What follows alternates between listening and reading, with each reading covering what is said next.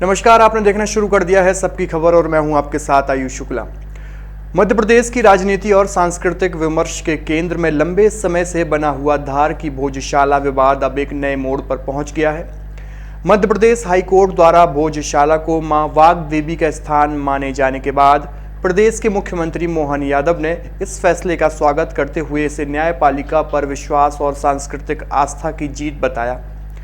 मुख्यमंत्री ने कहा कि वे न्यायालय के निर्णय के आधार पर प्रसन्नता व्यक्त करते हैं और इस फैसले के लिए प्रदेशवासियों को बधाई एवं शुभकामनाएं देते हैं। मुख्यमंत्री मोहन यादव ने अपने बयान में कहा कि न्यायालय ने यह माना है कि भोजशाला मां वाग्देवी का स्थान है और ऐसे में वह निर्णय प्रदेश की सांस्कृतिक चेतना और ऐतिहासिक पहचान से जुड़ा हुआ है। उन्होंने कहा कि लोकतंत्र में न्यायालय सर्वोच्च स्थान रखता है और न्यायालय के निर्णय का सम्मान करना हर नागरिक का कर्तव्य है। मुख्यमंत्री ने साफ तौर पर कहा है कि सभी समाजों और समुदायों को इस फैसले का सम्मान करना चाहिए तथा शांति और सौहार्द बनाए रखना चाहिए। सीएम मोहन यादव ने अपने बयान में अयोध्या राम मंदिर फैसला का भी उल्लेख किया। उन्होंने कहा कि जिस प्रकार अयोध्या मामले में न्यायालय के फैसले के बाद देश में सामाजिक सौहार्द और लोकतांत्रिक परिपक्वता की उत्कृष्ट मिसाल पेश की थी, उसी तरह मध्य प्रदेश भी इस मामले में सकारात्मक उदाहरण बन सकता है। मुख्यमंत्री ने कहा कि प्रदेश में भाईचारा और सामाजिक समरसता बनाए रखना सरकार की प्राथमिकता है और सभी पक्षों को न्यायालय के निर्णय को स्वीकार करते हुए शांतिपूर्ण वातावरण बनाए रखना चाहिए।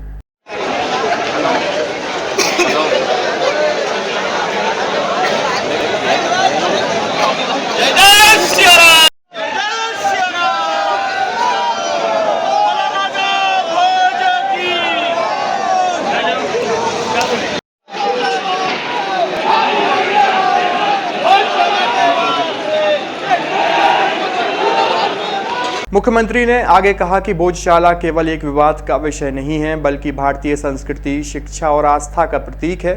उन्होंने संकेत दिए हैं कि सरकार इस स्थान को और अधिक गौरवशाली बनाने की दिशा में काम करेगी। इसके साथ ही उन्होंने उस मां वाग्देवी की प्रतिमा का भी जिक्र किया जो वर्तमान में विदेश में मौजूद बताई जाती है। मुख्यमंत्री ने कहा कि सरकार कानूनी प्रक्रिया और अंतर्राष्ट्रीय नियमों के तहत उस प्रतिमा को वापस भारत लाने का प्रयास भी करेगी।